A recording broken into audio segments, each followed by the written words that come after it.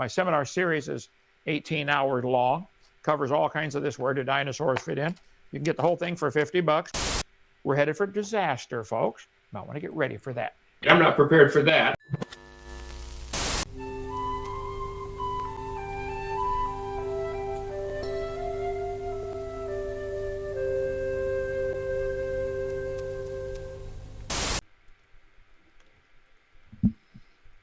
All right, welcome to Standing for Truth. I want to thank everybody for being here for this epic debate between Dr. Kenton HOVIND and Taylor from the Snake Was Right YouTube channel. We have two very seasoned debaters tonight, and they will be debating the important topic, the Genesis flood, fact or fiction. Now, before I introduce the debaters for tonight, I want to remind anybody who's not yet subscribed, if you love debates, discussions, lectures, and more, then please make sure to hit that subscribe button. Kent, Taylor, thank you so much for being here. Thank you. Awesome. All right, before we get into the opening statements, though, let's get to know the debaters a little bit. Kind of break the ice. Taylor, it's been a bit since you've been here, so why don't we start with you? How have you been, and can you tell us a little bit about your channel? Yeah, not bad. Just been chilling pretty much. So I've been a little more active on the channel lately, and focus mostly on hyper-skepticism of various topics. So it's kind of whatever I'm in the mood for. And so religious topics, political topics, kind of debunking misconceptions around that. And yeah, I mean, my channel covers a lot of topics, so that's the basic common denominator between all of them. Awesome. Well, I appreciate that introduction, Taylor. Dr. HOVIND, again, thank you so much for being here. How you been, and how's everything going on over at Dow? Well, God is good. Some of his children drive me crazy, but God is good.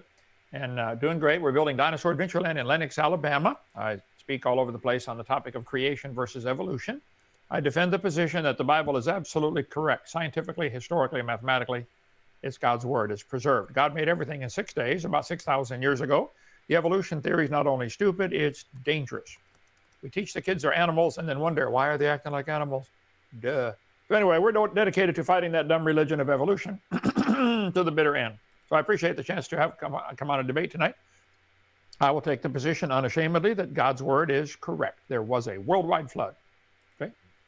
I appreciate it, Dr. HOVIND. I appreciate the introductions from the both of you. So that being said, actually, I'm going to go over the format real quick, but I do want to thank, we've got a great audience already.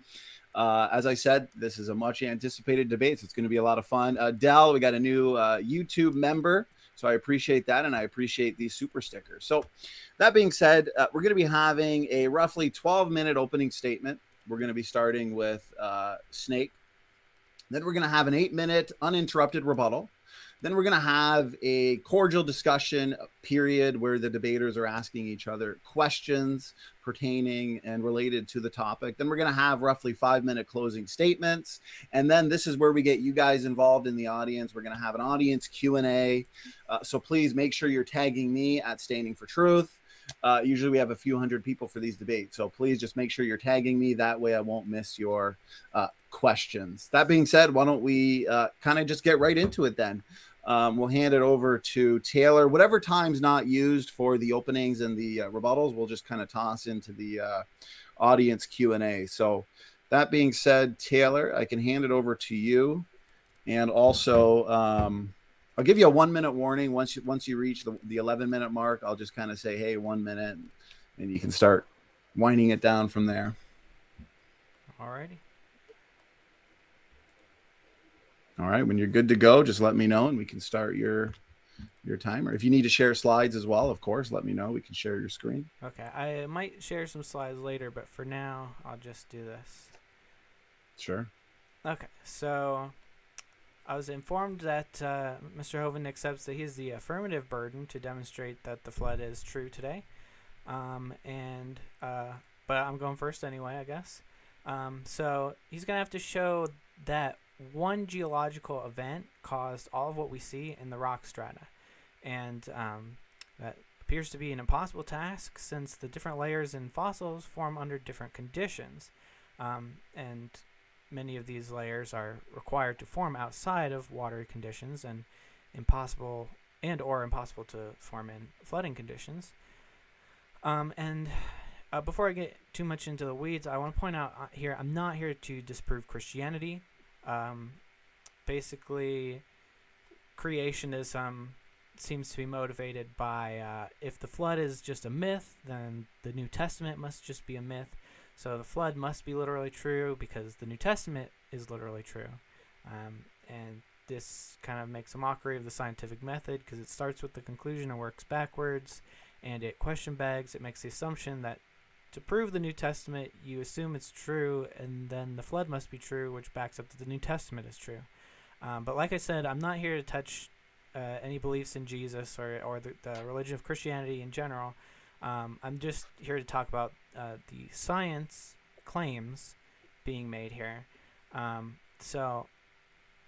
will say evolution and deep time geology is not incompatible with Christianity at all, just young earth creationism.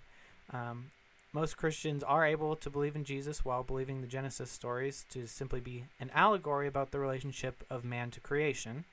And I actually appreciate the story on that level.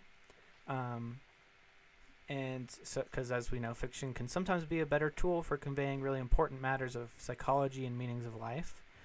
So I'm not here to destroy any beliefs in Jesus with evolution. I do not believe evolution disproves Christianity. If I did, I'd be using evolution as an argument against Christianity as a whole, but I've never done that because I don't think it does. That's a completely different argument. So with that out of the way, so by necessity, we're going to go through geology, and so necessarily the rock layers must have been deposited in a single event if the biblical flood is true. So this means that any features in the rocks that require dry or calm marine sedimentation will preclude the flood from even being a possibility. Unfortunately for creationism, these exist in abundance. So ichnofossils, which include footprints of animals and other traces of animal activity, cannot have been preserved under flood conditions, and yet they're found throughout the rock strata. So if you pour explosive flood waters and liquid mud on top of footprints that are in the mud, all you get is mixed up mud. So, and these fossils are known to only be preserved in calm water environments or dry environments. So, and the biblical flood would have simultaneously been producing water flows supposedly strong enough to carve through solid rock and move continents, but yet at the same time gentle enough to preserve small footprints in the sand, which is, and this is a crucial point because all of these things must have been formed simultaneously with the same event occurring over just a couple of months. So those are incompatible. So speaking of carving through rocks, I'm going to be talking a little bit about the Grand Canyon because it contains a lot of evidence for the age of the Earth, which, by the way, Christian creationist academics were the ones who originally came up with the concept of an old Earth because the evidence was too strong in favor of that, as modern geological techniques became more sophisticated. So speaking of the Grand Canyon, it contains a lot of elements to it that preclude the flood. So just in general, if the flood was true, you'd have to believe that the flood laid down all the layers in the Grand Canyon as muddy sediments. Then the flood waters would have to recede so the rock can lithify, all while the waters are supposedly above the highest mountains. Then the waters conveniently come back and use some extreme pressure, very selective pressure, to carve into the rocks and their jagged edges, so they were not formed by soft mud. The flood waters would have to very selectively decide where to place their pressure, because the winding of the Grand Canyon, which is supposed by young Earth creationists to have been carved by the flood, it winds around like a natural river does and changes direction. It takes tight 180-degree curves, and these are typical of slowly eroding rivers, and are not seen in giant floods. There are actually geological artifacts on Mars that we can tell were from giant explosive floods, and they're very straight, and they're much bigger than the Grand Canyon, and they don't contain those weaving tight curves that we see in the Grand Canyon. And anyway, you would also have to believe that this complicated and very selective process would have to occur in less than 150 days. The Coconina sandstone of the Grand Canyon could have only formed in dry conditions. The limestone, just in general, but Grand Canyon also has limestone, would have taken thousands of years to deposit. We know that the max rate of limestone deposition, sedimentation, is 2 inches per year, and it has to be in calm, warm, acidic waters, which would not be the case in the flood, at least as purported. The flood would have been very hot, but we'll get there. The lower strata of the Grand Canyon, they're stacked on top of each other but tilted at an angle, so you'd have to somehow come up with a mechanism that the flood would have had to lay those strata down, lithify them, then pick them up as they were all in a stack and lay them back down like this, all intact. The Grand Canyon also contains repeating layers of sandstone separated by other types of rocks, so they could not have been hydrologically sorted by density. Limestone, we already covered that. So the Grand Canyon really contains a lot of features that disprove the flood all on its own. These features are all over the world, but the Grand Canyon, it also contains ichnofossils and footprints in between the layers, so that definitely could not have been formed by a flood depositing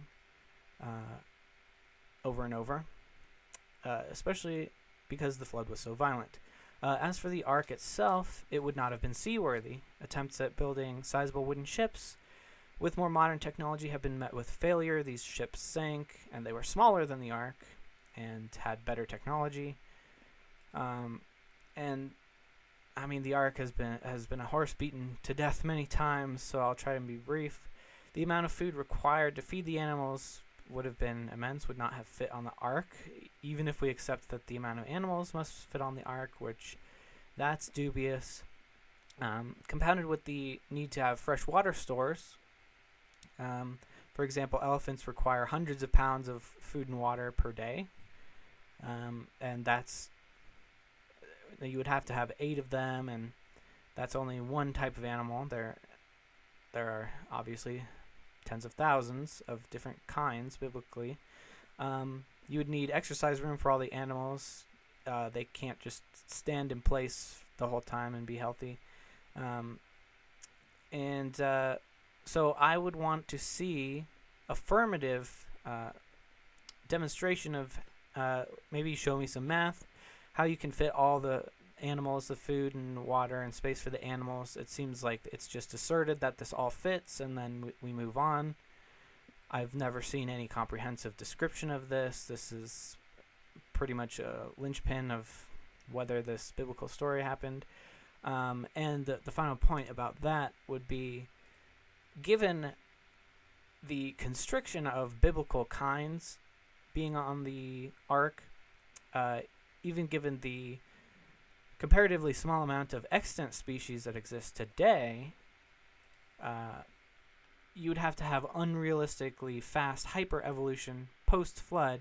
You would have to see about one new species per year per kind on average. Some of them would be less, some of them would be way more, and that's definitely not what we see today, even on the microevolutionary level. And it's also very suspicious that 99% of life was completely wiped out, went extinct over the course of this flood. This was not very good planning for whoever this planner supposedly was.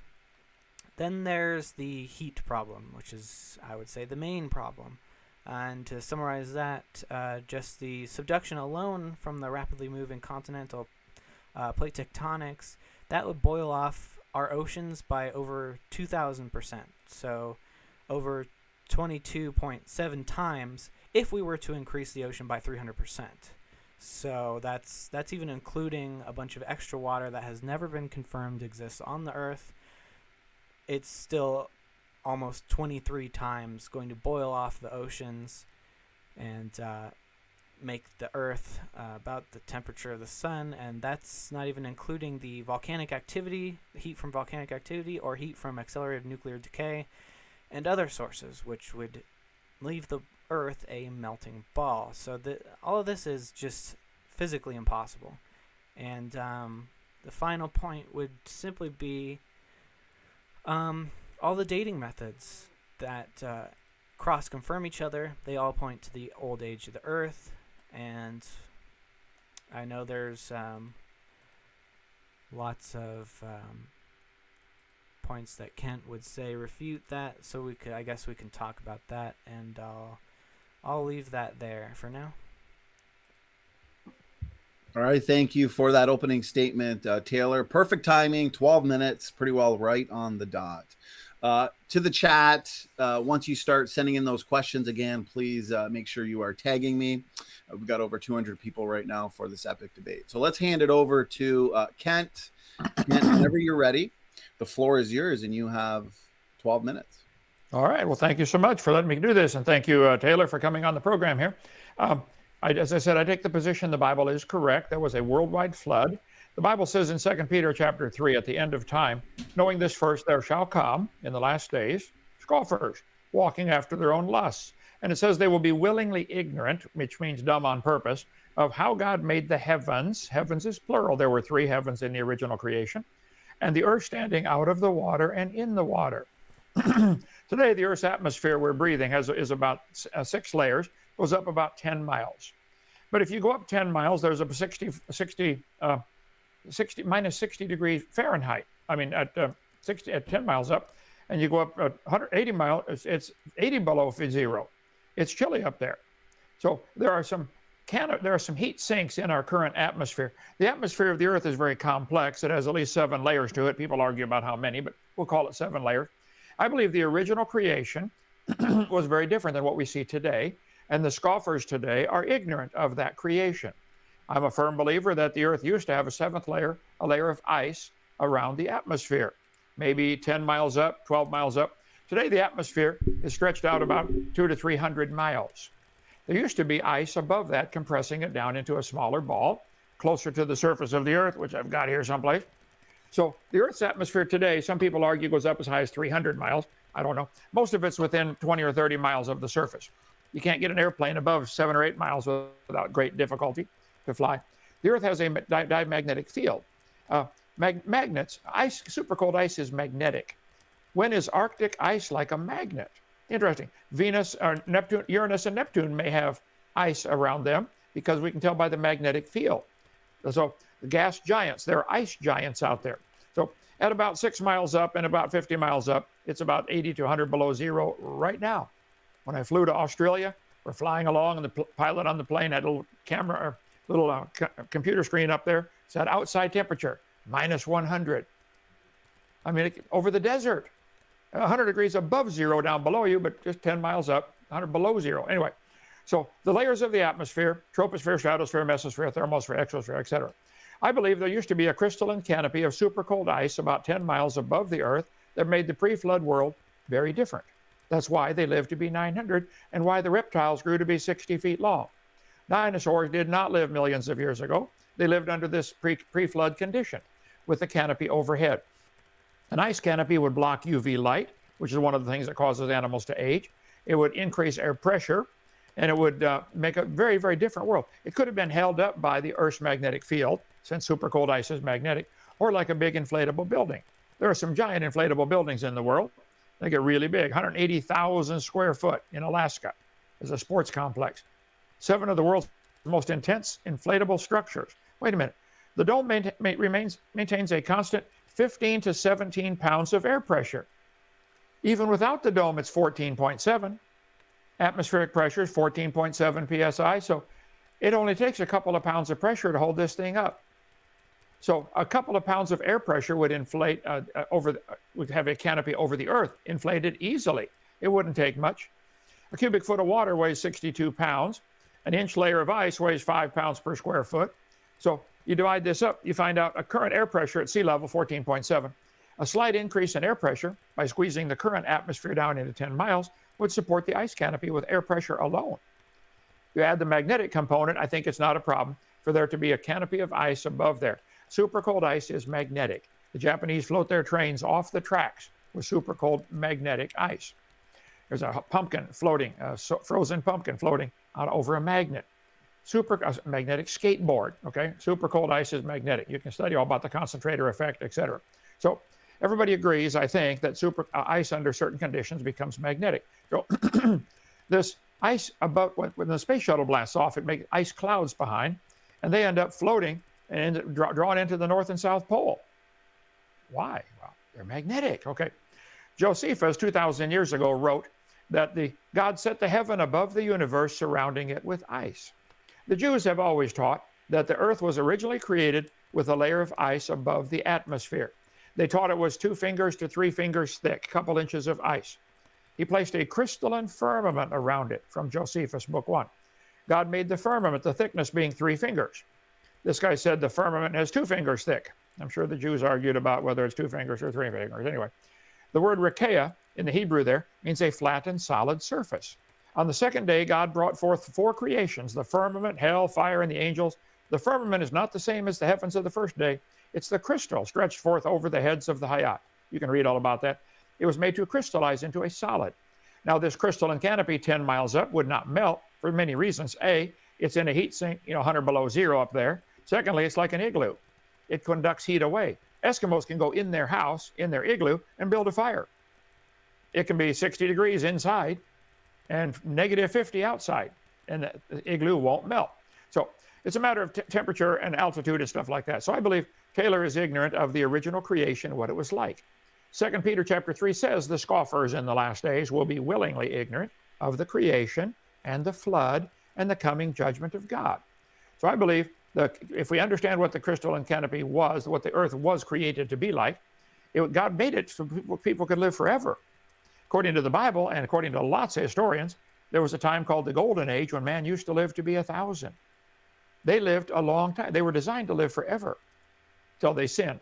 So not only were the humans living a long time, everything was living a long time. We have beavers in our lake down here. World's biggest beaver today is about 30 inches, 2.5 feet. They find fossil beavers 8 feet long. Something was different before they find fossil centipedes 8 feet long. Fossil dragonflies with 50-inch wingspan. Well, they couldn't possibly fly today. You'd have to have increased air pressure and thicker air, basically, and richer oxygen. I believe the Earth had probably 30% oxygen in the original creation. Today we're breathing 21, depending upon your altitude and pressure, etc. Okay, so the Bible says God founded the earth upon the seas and established it upon the floods. He laid up the depth in storehouses. The original creation had most of the water that's now in the ocean was inside the crust of the earth. He stretched out the earth above the waters, Psalm 136. So Paul said he was caught up to the third heaven in 2 Corinthians chapter 12. There's 3 heavens. First heaven where the birds fly, we call that the air. Second heaven where the outer space is, we call that outer space where the stars are. Third heaven where God lives, apparently. Paul was caught up to the third heaven. This is the only reference to it in the Bible. But the original creation, I believe, had most of the water under the crust of the earth, a crust to stand on, maybe 10 miles thick like we have today, and then a 10-mile layer of air, and then a couple-inch thick layer of ice above the atmosphere. That would block out UV light. It would increase air pressure. It would explain why some animals grew to be huge and why giant dinosaurs had small nostrils and small lungs. It was a different world back then. The water under the crust of the earth is where most of the flood water came from. The Bible says, and the fountains of the deep were broken up, and the windows of heaven were open. So the water that was inside came shooting to the surface and flooded the world. If rock weighs about 160 pounds per cubic foot, so if there's 10 miles of rock, that would put 8.5 million pounds of pressure per square foot on that water. Once it develops a crack, it'll come shooting up out of there like a missile and probably launch rocks out into space, get them up to escape velocity to leave Earth's orbit. All scientists agree the Earth's crust is broken up like an eggshell into plates and that many of the plates are still moving. No argument about that I know of. So the Earth's crust is broken up. Why? I think that came from the flood. Most of the volcanoes and earthquakes are along these fault lines. America has hundreds of fault lines. Okay? So the water underneath was able to shoot up through these cracks during the flood. That ejecting water would shoot things up into space. I believe a lot of the debris floating around in space that we still come around and run into once in a while, asteroids and meteors, probably came off the Earth, got blasted off at the time of the flood. Some of it would come right back. Some would not reach escape velocity. It's interesting. If you look at the moon, the near side of the moon has got bigger craters than the far side. It's like the moon got blasted from the Earth like a shotgun, and then stuff drifted past the moon. Gravity caught it, brought it back, and the smaller stuff hit the backside. Why are there differential craters on the moon? There are craters all over the Earth, probably from stuff got ejected off during the time of the flood. So there's about 300 miles of atmosphere, but most of it's within 10 miles, okay? So the shattering of this pre-flood ice canopy around the world would allow the atmosphere to expand from 10 miles to the current 300 miles. And maybe Taylor doesn't know, but as gas expands, it absorbs heat. Get a spray can, hold the button down, it'll get cold in your hand as you release the pressure in the can. Changing from a gas to a liquid, there's latent heat of condensation, latent heat of vaporization. You study all that in physics class. But see, he's claiming about the heat being a problem from this flood. It's true, when it rains, it releases heat into the atmosphere. But when the atmosphere expands, it absorbs the heat. Also, when wood is turned into coal, it absorbs the heat. And the movement of all these continents is going to take a lot of energy. So, and the crust of the Earth is about 10 miles thick. Underneath that, it's really hot, molten rock. I don't think there's a heat problem at all. Latent heat of condensation. Energy is released when water vapor condenses to form liquid droplets. High school physics 101. I taught that for 15 years. So, yes, I think the heat from the rain could be a problem if it weren't for the fact that the atmosphere is also expanding, which is going to neutralize it, negate it, equalize it, cancel it. So, the reason a can gets cold after being used is a process known as abiotic cooling, a property of thermodynamics. A gas initially at high pressure cools when the pressure is released. Simple physics, okay? And you can get all into the ideal gas law and Boyle's gas law and all that stuff if you want to look it up for yourself. Charles' law, Boyle's law, Avogadro. Okay, so we won't bore you with all that. That's how an air conditioner works. You compress the gas and then you release the pressure and you blow fans past which side you want it. You want to add the heat or add the cool, take away the heat. Let's see. Argonne Laboratory. They were able to take coal, make artificial coal.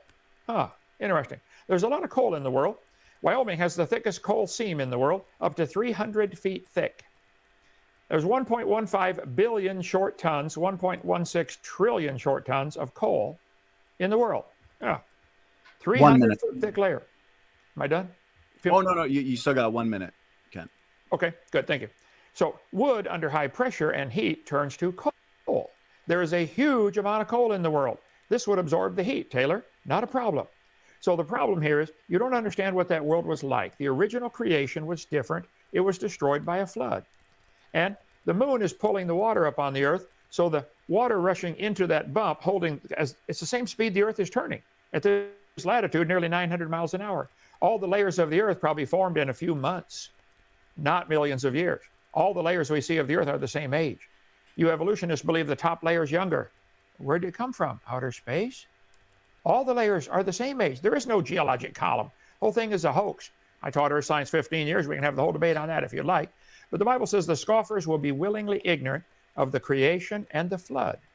This flood explains the geology of the world today much better than millions of years of evolution. We'll get into footprints next time. Go ahead. All right, perfect timing as well, Dr. Hovind. I appreciate that opening statement. Thank you both to Taylor and Kent for your opening statements. We got a ton of questions and super chats flying in as well. So as always, we are going to have an awesome audience Q&A, it looks like. So that being said, we're now moving into the uninterrupted rebuttal. We're going to hand it over to Taylor.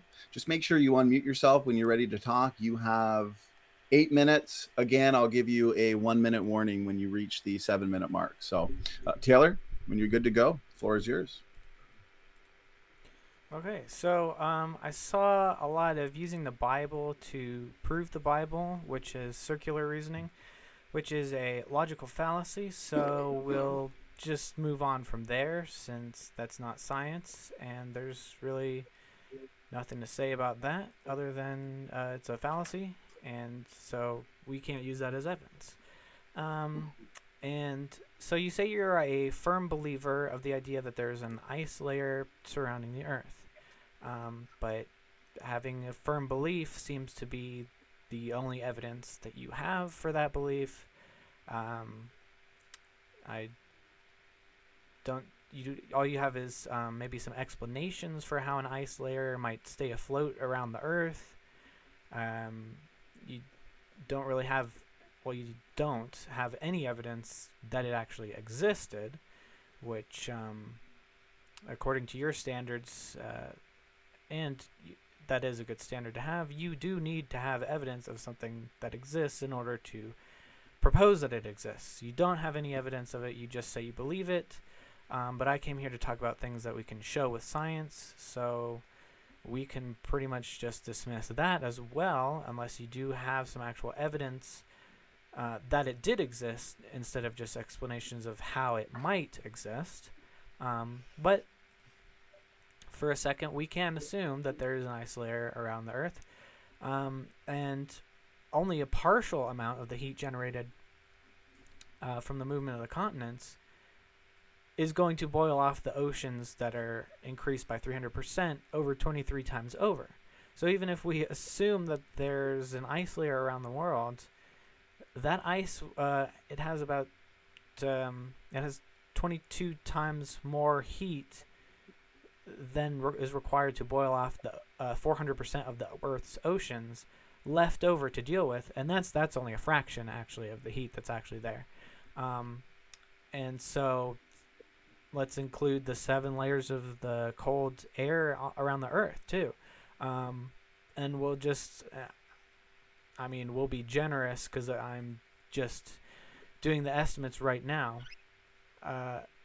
You'd still have like about 14 times more of the heat if you add in the ice wall or the ice canopy, which by the way still has no evidence for it, and all the Earth, the air layers. Let's just count those all as each individually needs as much heat to dissipate as 400% of the Earth's oceans. That's very generous. You're still going to have 14 times that amount of heat that's needed to boil the oceans left over if we melt the ice.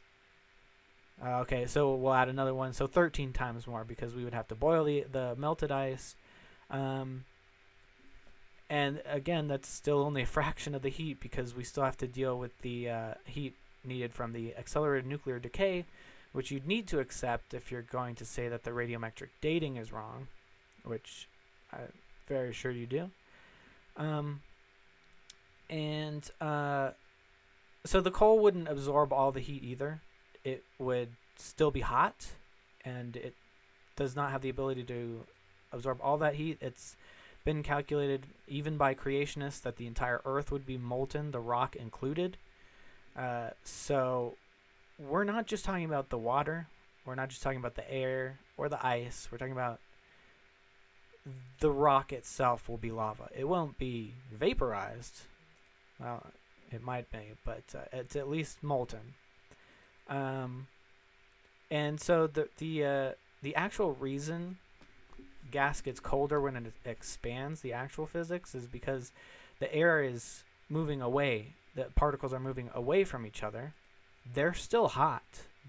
That the actual air itself is not cooling down.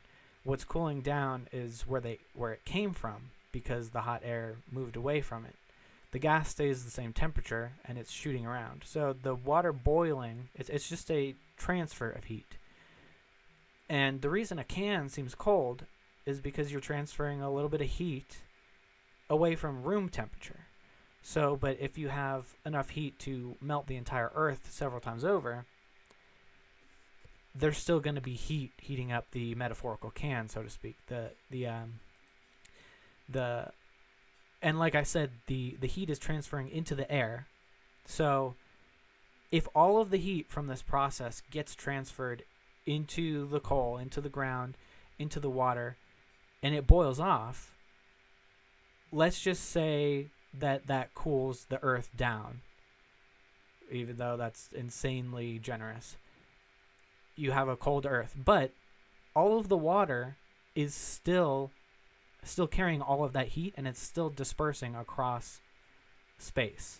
So the water's still boiled, it's still gone from the Earth, and all you have is a barren Earth with no water on it. That's best case scenario. So like I said, the gas that gets scattered still carries that heat. The heat isn't thrown off into nothingness. It is carried away by the gas. I guess I'm not sure what else was covered. I think I covered pretty much everything I wanted to. I will mention, though, quick point, I'm not willingly ignorant, because all of the science clearly points toward an old Earth. Most of the scientists agree with that. And let's assume I'm wrong. Let's assume we're all wrong. It's still unintentional. It's not willing ignorance. So let's just not go into the ad hominem attacks. I assure you that you specifically don't want to go there. So let's just keep it with the science. All right. Well, that is about 7 minutes. So we will be throwing a minute into the Q&A. Thank you for your rebuttal. Snake, we're going to hand it over to Dr. Hovind. You have 8 minutes as well. Whenever you're ready, the floor is yours. Well, thank you, sir, and I appreciate that. It's obvious Taylor is concerned about the heat generated from the flood of Noah. 40 days of rain would generate a lot of heat, called the latent heat of condensation. There's no question. But I think it can be easily negated, as I mentioned, from the atmosphere expanding, which absorbs the heat, or from the wood turning into coal, which would absorb the heat. So there's no question that he has not proven this would be a problem. He believes it's a problem. He's chosen not to believe the Bible because of his imaginary problem he created. But I think there's a logical scientific answer for this. He made so many comments I'd love to get on here. Let's see. Using the Bible to prove the Bible. Well, there's no evidence whatsoever for evolution. There's no evidence that any animals ever produced anything other than its kind. Dogs produce dogs and cats produce cats without exception. But you guys believe by faith that dogs and bananas have a common ancestor. That's not science. I agree, I cannot prove the Bible scientifically. At least most of it cannot be proven scientifically. The Bible says, God said, I made it. Okay, I choose to believe that. Now, if you guys choose to believe that mosquitoes and elephants have a common ancestor, that's your religious belief. Evolution is a religion by every standard that I can see. So, yes, I've chosen to believe it, but I'm not requiring everybody to pay for my religion to be taught in the school system. You guys want all of us to pay for your religion to be taught. I resent that. I'm going to oppose that till I die. Okay, let's see. I never said there is an ice layer. I think it's gone. It fell down. Super cold ice being magnetic, when it shattered with the fountains of the deep breaking open, the shattered canopy would be sucked in and dumped on the poles. There would be a rapid ice dump, ice age. Why are mammoths found frozen standing up? They were buried in probably 50 or 60 feet of snow in seconds, which would have come from the destroyed canopy. The ice pushing out would make glaciers sliding out rapidly, clear down to Kansas City, Missouri, leaving behind bulldozed ahead piles of rocks called terminal moraines or lateral moraines on the side, piles of rocks. They're all over the world. There's no question there was an ice age. But when did it happen? I think it came simultaneous with the flood. So you mentioned the geologic column. You do believe in that. I'm sorry. We'll fix that if you'll listen. There is no such thing as a geologic column. This whole thing was made up in the 1800s by Charles Lyell and other people who said the Earth has layers. Yeah? And they gave each one names. Jurassic, Triassic, Mississippian, Devonian. The whole thing is baloney. All the layers are the same age. If you shuffle a deck of cards, is the top card younger? No. If you shake a jar of mud, water, and sand and stuff, we do it here every day when we give our tours. School group came through today. We stop, shake the jar. It settles into layers in seconds. The top layer is not younger. All the layers form at the same time. Simultaneous. It's a matter of density. So top layer can't be younger. If the top layer of the dirt of the earth is younger, it had to come from outer space. No, all the layers are the same age. Does the geologic column exist? No, it doesn't exist anywhere. We can cover more on that some other time. About Grand Canyon, we can get into that for a long time too. Anyway, the geologic column can only be found in the textbook. The only place you'll ever find your geologic column. This textbook admitted, it's right here beside me, Earth Science book, Prentice Hall. They said, HBJ, Harcourt Brace Jovanovich, if there were a column of sediments, unfortunately, no such column exists. The geologic column does not even exist anywhere except in the imagination. It's true the Earth has layers. I'm not saying it doesn't have layers. I'm saying they're not different ages, and they're not arranged in this order all over the world. There's only a very few places where you can even find them in the order they say they happen. Most of the world, 99.9% of the world, doesn't have them that way. The global stack of index fossils exists nowhere on Earth. The geologic column does not exist and does not need to be explained by flood geology. There is no geologic column. Change through time. If it existed, the layers you guys talk about, it'd be 100 miles thick. The whole crust of the Earth is only about 8 to 10 miles thick.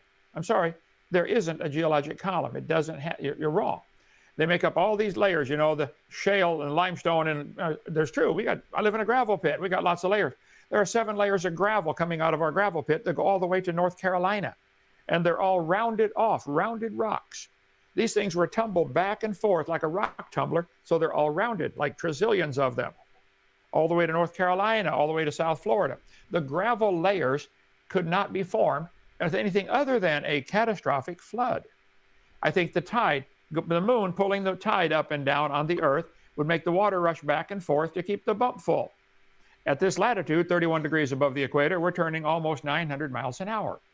So the water is constantly rushing one way or the other to stay under the moon because of the moon's gravity at the same speed the Earth is turning. At the equator, latitude 0, it's 1,037.6 degrees, 6 miles per hour. At the North Pole, 0. So the water moving sideways is what formed all these layers that you guys believe are different ages. It all happened rapidly. All the shale, the sandstone, all these layers would have formed quickly, not over millions of years. Let's see. What do I got in there twice for? There we go. So the geologic column does not exist. All over the world, there are anomalies like petrified trees standing up, connecting all the layers. How can the layers be different ages? Trees only stand up a couple of years after they die. The flood explains the coal. It explains all the geology of the Earth. People say, where did all that flood water go? It's still here. These oceans are huge. There's enough water out there right now to cover the Earth 1.5 miles deep, 8,800 feet, everywhere. Plenty. So the Bible says at the end of the flood, the mountains arose, the valleys sank down, and the water rushed off. It would form canyons in minutes. Grand Canyon probably formed in a few weeks, not millions of years. Come see our demonstration. Taylor, I'll give you a tour of the place and show you our demonstration where we make miniature Grand Canyon in seconds. All you need is water. Once the water gets moving, it picks up speed and it picks up debris. And now it's not just erosion. Now it's liquefaction and cavitation and hydraulic plucking, and all kinds of strange things happen with rapidly moving water. So these index fossils that they predict might be found a few places just on pure accident, but they're not found that way all over the world.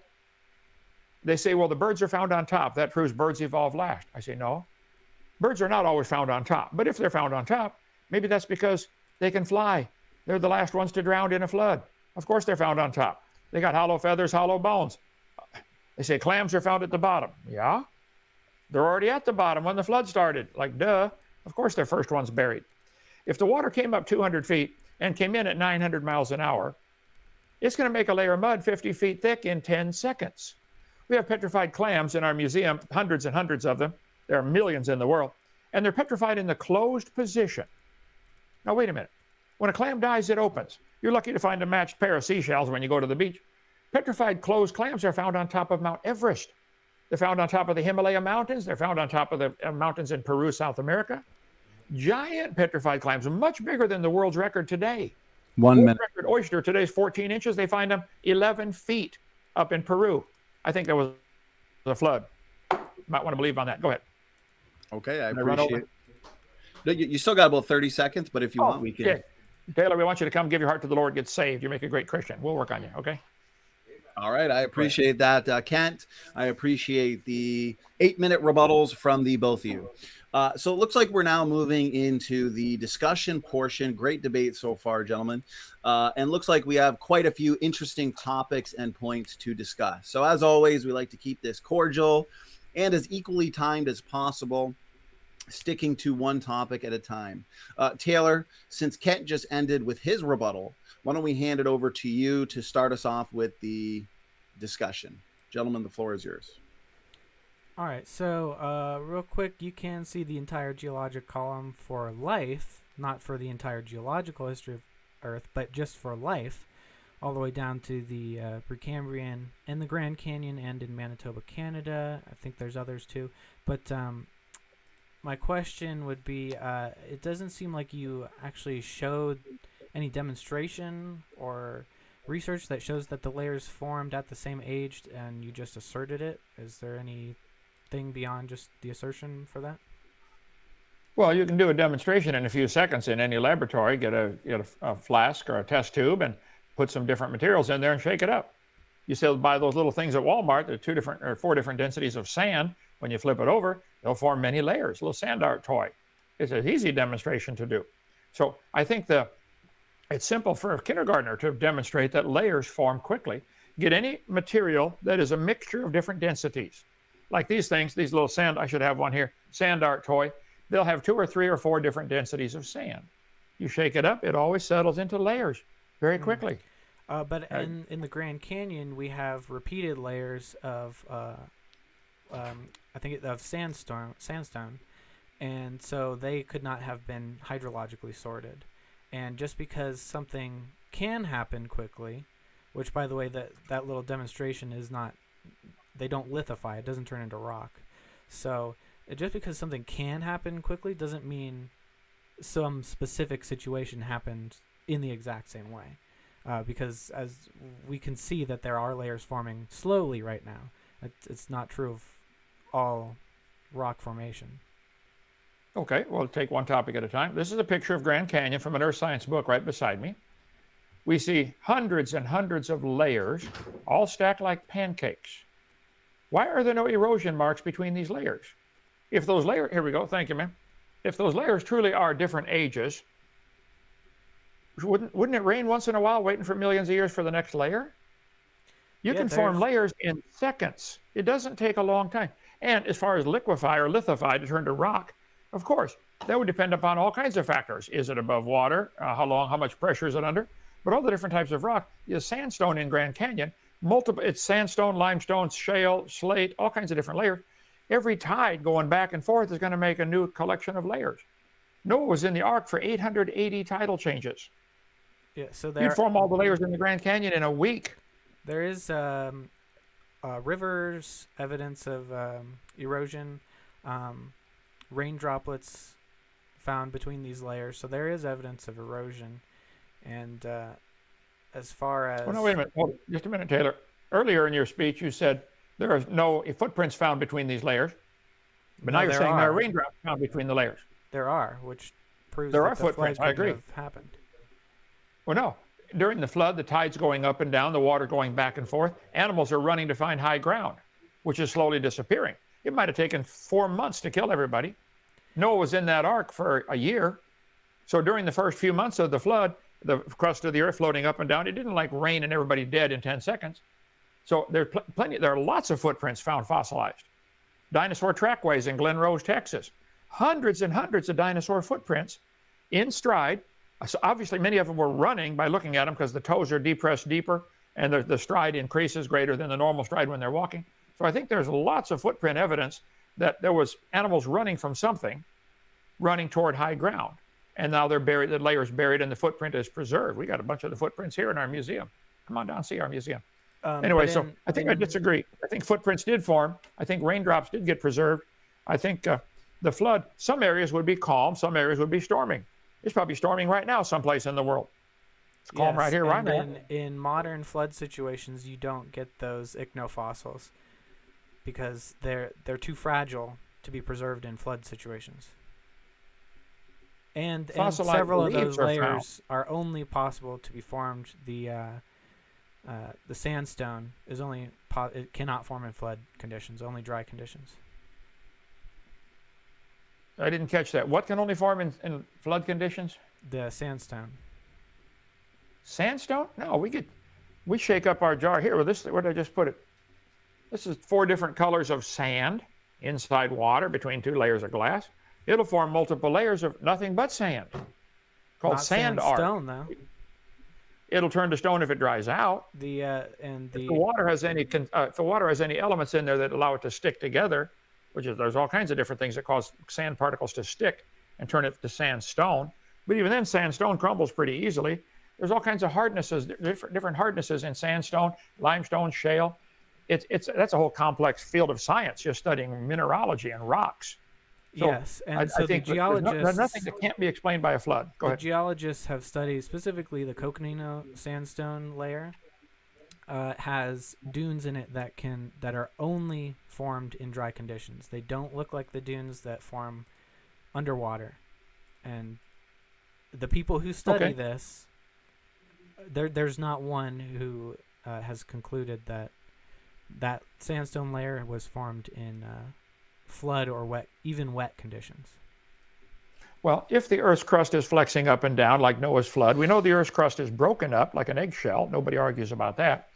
There might have been some sections of the Earth that were above water for months, and the sandstone could form during dry conditions, and then later they get submerged. I think everybody would agree that probably every square inch of the Earth has been submerged at one time or another. Every square inch of the Earth shows evidence of flood. Now, whether it was all at the same time, like Noah's flood, you guys could argue about that. But I think I could point out you'll have a hard time finding a spot where the Earth has not been flooded. The top of Mount Everest is loaded with seashells. 2,000 feet of the top of Mount Everest is seashells and clams. I think it was flooded. Now, I don't think Noah's flood was over Mount Everest. It's 5 miles high. I think what the Bible says, at the end of the flood, the mountains arose and the valleys sank down. If you filled this room 3 feet deep in water and lifted up that end of the building, all the water would come down here and be 6 feet deep, and now that would be above ground. It's interesting. All the mountain ranges I'm aware of in the Earth follow the coastlines. The Rocky Mountains follow the Pacific Ocean. The Appalachian Mountains follow the North Atlantic. The Alps, or the Andes Mountains in South America follow the South Pacific. I think the mountains and oceans formed at the same time because of the same thing. The crust of the Earth was flexing. Psalm 104, the mountains arose, the valleys sank down. I think the Bible's true. Go ahead. So there was a lot there. So did you say that you don't think the waters covered Mount Everest? Did I hear that right? I didn't hear that question. I think the water covered the whole Earth during the flood, but maybe not all at the same time.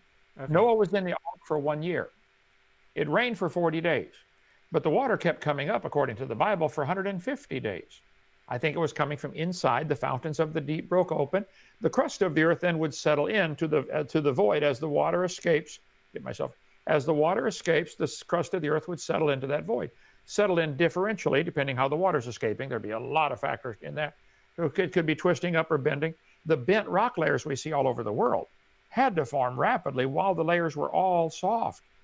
I think I flashed pictures up there a minute ago of all that. So, yeah, as I taught earth science for 15 years, I did not see anything that cannot be explained by a global flood.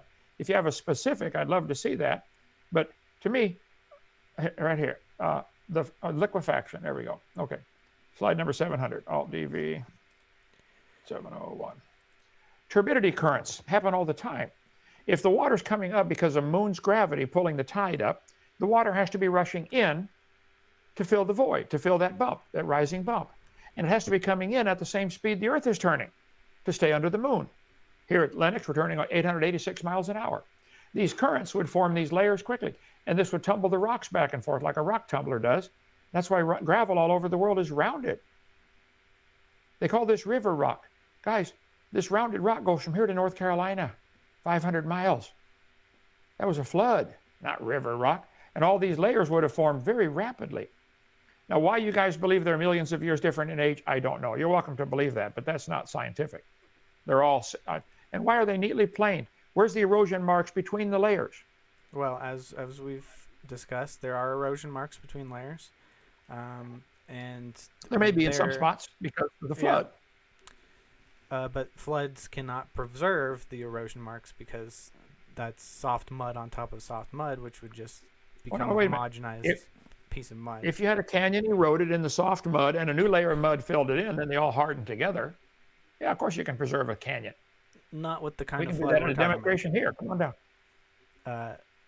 So we have on Mars there's evidence of these giant bursting floods, and they carve kilometer wide things much bigger than the Grand Canyon, and they look completely different.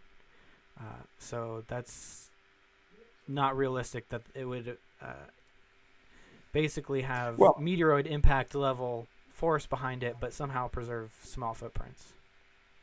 Well, if Mars has canyons bigger than Grand Canyon, and I believe that's probably correct, that's the scientific evidence. Okay, now what's the interpretation of that? Well, could Mars have been blasted with things coming off the Earth when the crust of the Earth broke open? Could it have shot ice out or water out into space that would float around? And any object with gravity, any of the planets, there's like magnets going around, they're sucking in anything gets close. Could Mars gravity have sucked things in out of space, the water or ice? And could there have been a canyon formed on Mars? I don't know. Interesting. But I almost want to get into the topic. If you guys believe all of Mars and the Earth fit in a dot smaller than a period, that's ridiculous. We'll get into evolution another time. But this idea that it all fit in a dot, insane. But yes, Mars has canyons. Earth has canyons, some pretty big ones, some subterranean canyons. I think the flood's the best explanation for all the canyons. Now, Mars, I don't know about that. I have to go see it someday. Yeah, so we know of black holes today that compress matter into unimaginably small levels, but that's kind of irrelevant to the debate topic. What I was trying to respond to a little bit ago, before your last response, was that we do have the age of these layers, and that radiometric dating is extremely reliable, and the way that we can show that is basically, we can go into how we can error check for contamination for this specific method or this specific method, but the fact that you can test the same layers with different methods of radiometric decay and they come out with the same number, you don't have to know anything about the actual mechanisms of these methods. If they come out with the same age, that's cross correlation. That is the golden standard of scientific evidence, because even let's assume that the radiometric dating is broken, it should not be able to align perfectly every time with other methods of dating. That's like walking into a room where all the clocks have the same time on them and assuming that they're all broken, and assuming that the time isn't what they say, because they're all, but it's actually even more reliable, all the radiometric dating, because they're using different methods. So if all the clocks are broken, they could all have the same flaw. This is not possible with all of the different radioactive dating, and the fact that there are different ages consistently also proves that they were not created at the same time, because you have different rates of radioactive decay, and that will require miracles. Well, I think a couple things to consider. First of all, I think you're mistaken. They're not all giving the same age. But you got to realize there is such a the educational system and the publishing has been so clamped down on where nothing will get published if it doesn't go along with the current paradigm. You would never publish an article in a Muslim country saying Muhammad was a bad guy and Jesus was the Christ. They wouldn't publish that. They would probably get executed instead. You won't get an article published in communist countries saying communism is bad. Go to China and try to do that sometime.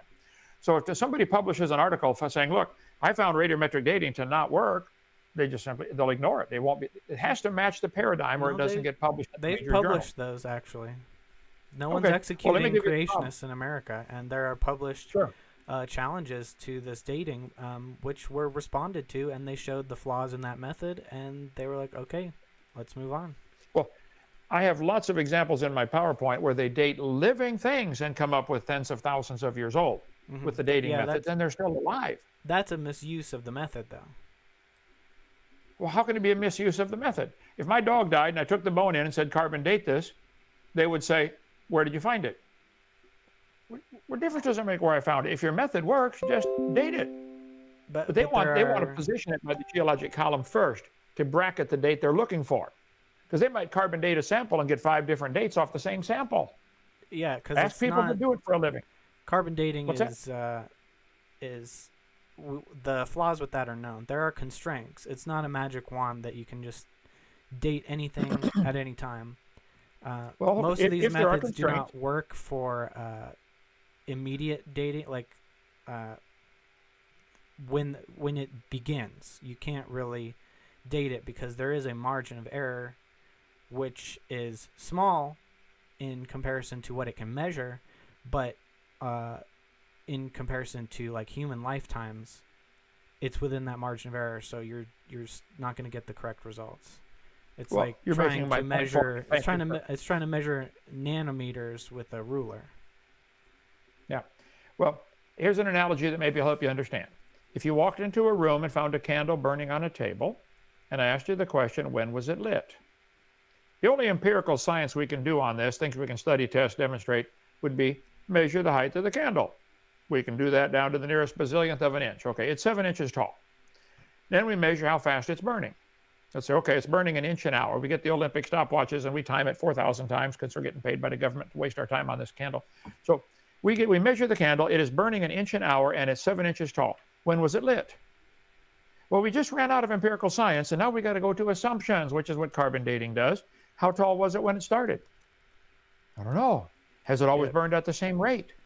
All kinds of things can affect the rate of burn of a candle. Increased oxygen, little wind flow, thicker wick, thinner wax, flammable wax, I don't know. So radiometric dating would not have even been possible if the geologic column had not been erected first. Clear back in 1976, they knew the geologic column was how they really dated things. So they find a fossil. If you bring a fossil, absolute dating actually changed their assumptions to more accurate ones. Well, the absolute dating is, the first question they ask is, where did you find it? They have to bracket it based on the stupid geologic column. Ever since William Smith, fossils have been and still are the best and most accurate method of dating and correlating the rocks in which they occur, from New Scientist magazine 40 years ago. I can think of no cases of radioactive decay being used to date fossils. Earth's atmosphere is 300 miles thick, most of it's within 10 miles, but the atmosphere contains mostly nitrogen, but some oxygen, and a very tiny amount of C14. Some of that C14 is all of it's radioactive, the C14. Carbon-12 and C14 are mixed in the atmosphere. It's created by sunlight striking the atmosphere. The whole carbon dating thing was made up in 1955, a couple of years after I was born, by Willard Libby. He said, wow, the sunlight is causing the formation of carbon-14. Plants are breathing in the carbon. We can tell all carbon dating is completely irrelevant here. It's not used to date rocks, so let's forget about that. Well, all the dating methods follow the same assumptions as the candle. Has it always decayed at the same rate? Do you know the initial content? You cannot possibly know either of those. They've proven there are many things that will affect the decay rate of all the different radioactive elements, whether it be carbon, potassium, argon, rubidium, strontium, lead-208, lead-206.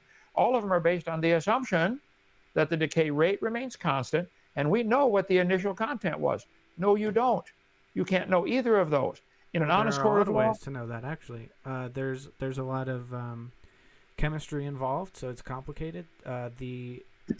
For the lead-argon dating, the initial conditions are hostile to lead, so you can rule out lead contamination in certain conditions.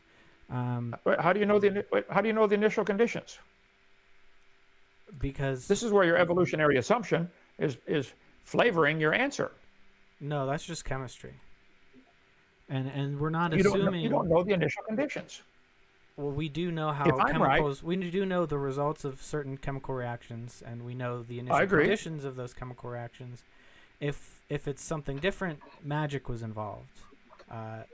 There's no reason to think that Every time we test certain reactions, it's the same. Every time we test nuclear decay, it's the same. It's never changed. There's no reason to think that it was different. And if we assume that it was accelerated, that just makes the heat problem at least twice as bad. Oh, stick on one at a time here now. I think if we look at the fossils, we find dinosaurs that are 60 and 80 feet long with nostrils the same size as a horse. He couldn't possibly breathe. So something had to be different when that dinosaur was walking around, either richer oxygen in the air or increased air pressure or both. Either one or both together especially would solve the problem of the huge dinosaurs with small lungs and small nostrils. Apparently they did live and walk around and reproduce. I mean, we find the bones of them. So you can't look at today's atmosphere and say that's the way it's always been. It was different. Correct. Which I can prove from the dinosaur fossils. But yet you want to make it the same for all the dating methods. But the chemistry of oxygen hasn't changed, is the point. We know oxygen can be produced by the plants, and we know how oxygen interacts with blood. That's not different. The amount of oxygen can change. That's a non sequitur. It has nothing to do with the point. Well, are you aware that lots of oxygen air bubbles are found in amber? When they suck the air bubbles out of the amber, they find they're 30% oxygen. So that tree that was bleeding out the sap, the amber is tree sap, if a tree got broken in the flood and the sap's oozing out all over, it's going to trap samples of that atmosphere. Why would it be 30% oxygen? Google it. Amber contains 30% oxygen. Today it's 21%. I'm not contesting that. Well, then something was different on the planet. No, because you're confusing the amount of a particular chemical with its chemical properties. The chemical properties don't change ever. Well, the amount no, they of do change under different there, pressures. Oh, wait a minute. Chemical properties change radically under different pressures. No, because it's still Yes, the they same do. chemical properties. Well, oxygen 18 exists, if I recall. Chemistry was my least favorite of all the sciences. But there's different isotopes of oxygen. Well, that'd be a whole different debate. I think the purpose of the debate, you said Noah's Ark, the flood story is not possible. I said it is. Well, here we have a book, the world's best-selling book, claiming it happened, and you want to come along and say, no, it didn't. I think the burden of proof's on you, and you haven't met your burden. You have not proven that the flood didn't happen. I think it is scientifically possible. There's plenty of water out there now to cover the earth 1.5 miles deep. I mean, one drop would cover the earth if you spread it real thin, but there is water to cover the earth. There's lots of legends of the earth being covered, lots of flood legends. There are fossils all over the world. There are layers all over the world. I think the scientific evidence we observe says, wow, this planet was flooded. They go to Mars and find a canyon and conclude it was a flood. But they can't come to Earth and see a canyon and see it was a flood. That's a special kind of dumb in my book. They have much different traits. Ah. Because it has the trait of an explosion from underground, pressurized water. We don't have these on Earth. They're way too large, and they're straight. They don't curve like the Grand Canyon curves around like that. So they have much different properties. They're thought to be explosive floods because they're much different from anything we see on Earth. And that wouldn't prove a global flood even if we had one on Earth. But True. Yeah, I agree. I don't think I could prove a global flood. I could point out that I think just nearly every square inch of the Earth has evidence that it was flooded at one time. Now, was it all at the same time? I don't think I could prove that. But see, I'm not asking my theory to be taught in the schools and everybody pay for it. You guys are demanding we pay for your evolution theory to be taught in the schools, and we all pay for it. Why don't you go start a private school and teach you came from a rock? well, that's not evolution. Teach whatever you want. This has been around since before evolution. But what do you think we should teach in the schools, if not the prevailing scientific consensus? Well, I That's think the we should best teach information science we in have, science right? class. Yeah. In science class, we should teach science. There's plenty of science in any branch of science, whether it be earth science, physical science, biology. In biology, you could teach the kids, hey, boys and girls, this is the radius, the humerus, the ulna, the carpals, metacarpals, the flexors, the extenders, the deltoid, the biceps, triceps, etc. You can teach all the muscles, all the bones, all the organs, all the functions, and never refer to evolution. Evolution is a complete waste of classroom time in biology and in physical science. certainly, what do you need that for physical science? Acceleration due to gravity, 1/2 gt squared. Nothing to do with evolution. And earth science, you can teach, hey, boys and girls, the earth has lots of layers. Let me show them to you here. Let's see, 1161, DV 11. So oil The earth has lots of speculators layers. actually use this science to find oil, and they're not using creationist assumptions. They're using older assumptions. Either one would work. There's a lot of oil in the ground. The creationist says, well, yeah, during the flood, whole herds of animals would be killed. If the water's coming up 200 feet every tidal change because of harmonic tide and coming in at 200 miles an hour, it's going to bury whole herds of animals under 50 feet of mud in seconds. How do you explain petrified closed clams? Go to the beach, man. You can find a bazillion clams, but they're open. So they're not even connected anymore. So closed clams are common. Sorry. So understanding how these rock layers form is crucial to understanding how to find them, and thus where the oil is. So once we understand, so teaching how they form is a form of science. So teaching what we know about how sandstone forms in dry conditions only, at least the one that I referenced, and how limestone forms at a rate of only 2 inches per year, which is far too slow for a young Earth biblical flood model. That is science by your standards, and it's crucial to understanding how to navigate what we live on.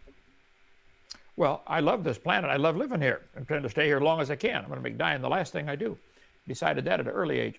So, yeah, but I think I can look at the world and say, wow, this was created by God. I can give God the glory, and I think it was destroyed by a flood, and it formed all the layers, petrified trees standing up.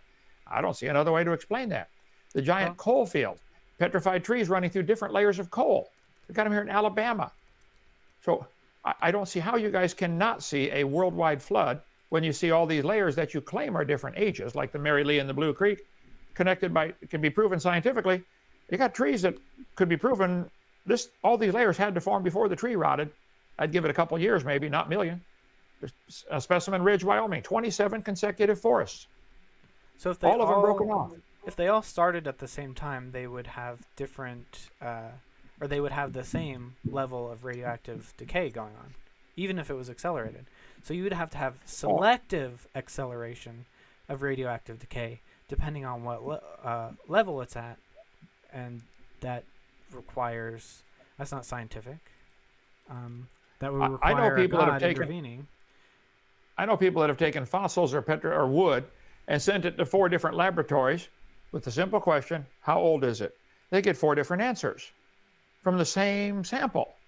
Mm-hmm. There's way too much. In an honest court of law, no carbon dating would hold up. Or radiometric potassium, argon, rubidium, strontium, lead 208, lead 206. None of them would hold up, okay? They're all based on some obvious assumptions. The coal seams nearly always have layers of clay. Petrified trees standing up. Joggins, Nova Scotia is famous for them. Hundreds and hundreds petrified trees connecting these layers that you guys are claiming are different ages. I'm sorry, I don't believe that. I think the layers formed rapidly, which is why the tree is connecting all the layers, which is why fossils are preserved at all. How many animals died today in the world? Like millions? How many are going to turn to fossils? None. It takes very special conditions for fossils to form, and the flood is the best explanation of that I can see. But again, I'm not asking everybody to pay for my thing to be taught. I think we should teach science in science class and leave evolution out of it. Origins in general should not be involved. Because no matter what you teach, somebody's going to get mad. Okay, let me jump in here, gentlemen. This has been a fantastic discussion. We've got over 30 people in the chat. You guys were having such a cordial, intelligent discussion that the timer did go off a few minutes ago. Actually, I think about 10 minutes ago. So, but it's been so much fun, and time is flying by. Taylor, I know you probably have a few things you want to respond to Kent pertaining to what he just said. So why don't we, since we have 5-minute closings, why don't we, if it's okay with you guys, jump right into the closings? Taylor, you're going to start us off anyways. So whatever you'd like to respond to, you could always do it in your 5-minute closing. And we are going to have a good audience Q&A as well. So Taylor, let's hand it to you. You do have 5 minutes. And okay. If you take a few minutes over, that's fine as well. Or a few seconds, I should say. Go ahead. Okay. So we heard a lot of assertions. The Bible says it, so I believe it. I believe in an ice layer. We have, okay, layers can form quickly. We have no demonstration of how some of these layers, especially limestone, can form as quickly and become rock as quickly as needed. We don't have any evidence that these layers were formed at the same time. We just have an assertion based on, well, if they can form at the same time, it must mean that these specific ones did. Well, that doesn't follow. And we have evidence for the different layers have different levels of radioactive decay. Even assuming we can't correctly date that, we know that radioactive decay is a natural process, and if these layers formed at the same time, they're decaying at different rates. That doesn't make sense unless there's, again, miracles of interventions, and you can believe in miracles, but we can't study them, we can't test them, so it's not scientific.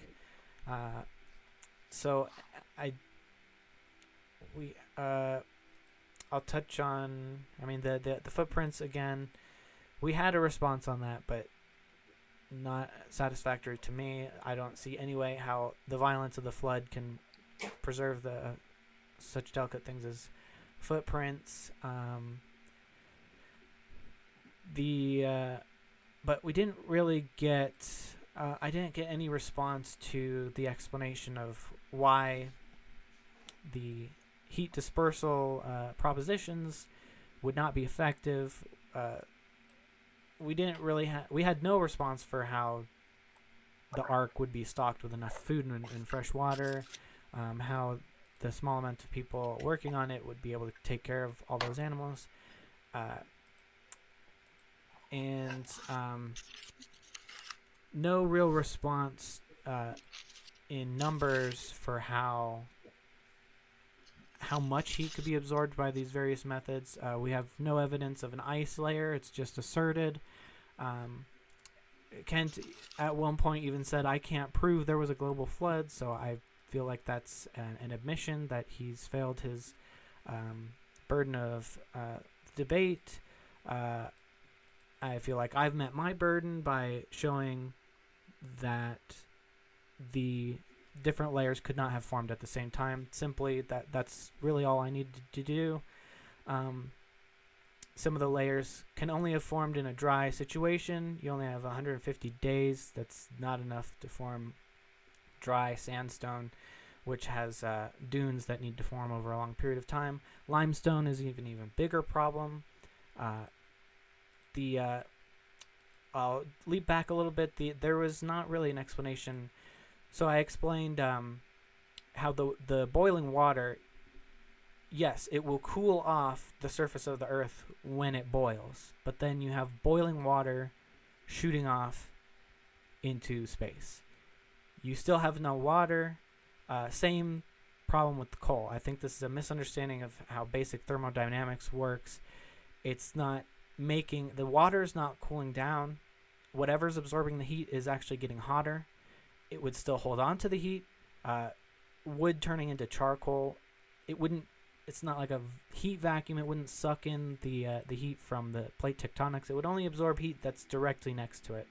And this would, even assuming they can absorb all of it, you'd have these red hot coals dotting the entire earth. And completely evaporated oceans, it's just completely inhospitable to life. And that's, again, being very generous. Everything would be melted. Everything would be evaporated.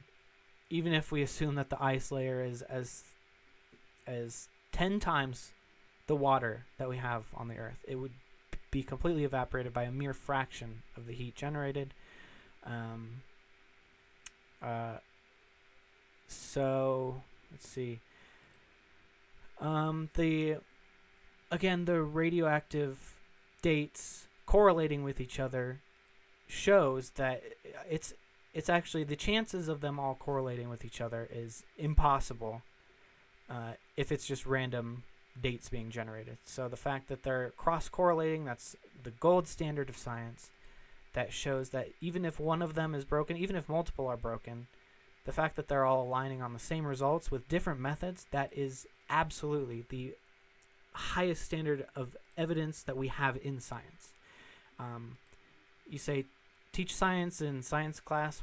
These are very useful concepts. Even evolution has been very useful, especially in the medical sciences, because especially things like viruses, things that have inserted into our genome over time, viruses that we've inherited from other animals, the way viruses evolve and mutate. 30 seconds. Okay, and the last thing I'll say is you mentioned give glory to God. You can do that without young earth creationism. In fact, I believe that it's a much, much greater God that created this universe that operates as a clockwork that can run on its own. It would require a much better planner and just a much greater mind to create this universe that is able to create life within itself, to create all of the things we have without even him intervening every once in a while. So it does it all by itself. That's a much greater machine than God having to constantly tweak things along the way. So you can still give glory to God no matter what. So that's it. All right. Thank you, Taylor, for that concluding statement. That was exactly 6 minutes. Okay. We're a little more easygoing on the closing statement. So we're going to hand it over to Kent. Kent, you also have 6 minutes whenever you're ready. Well, thank you. Thank you for doing this. And I appreciate you guys at Standing for Truth for taking the stand to just let both sides say their mind, speak their mind. This is great. Let people sort it out. The Bible says clearly in the very first chapter, God made the firmament and divided the waters which were under the firmament from the waters which were above the firmament. There used to be a layer of water above the air.